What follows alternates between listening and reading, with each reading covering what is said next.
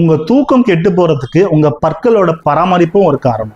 நம்ம நார்மலாக தூங்கும்போது வாயை திறந்து வச்சுட்டு தூங்கணும், மவுத் ப்ரீத்திங் பண்ணோம்னா உங்களுக்கு சீக்கிரம் கம் ப்ராப்ளம் வரும், பெரியோடான்டைட்டிஸ்ங்கிற ப்ராப்ளம் வரும், ப்ளஸ் உங்களுக்கு சீக்கிரம் சொத்தையும் வரும்.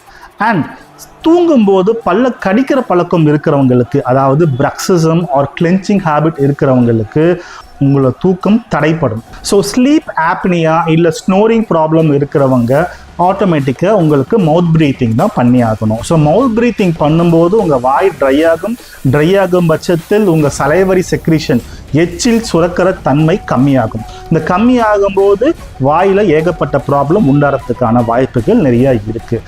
அண்ட் ஸ்லீப்பால் பல்லும் பாதிக்கப்படும், பல்லில் கடிக்கிற பழக்கம் இருக்கிறவங்களுக்கு தூக்கமும் கெடுப்படும். ஸோ தூக்கத்தால் பல் பராமரிப்பும் ப்ராப்ளம் ஆகும், பல் பராமரிப்பு இல்லைனா தூக்கமும் தடைப்படும். ஸோ ரெண்டுமே இன்டர் கனெக்டட்.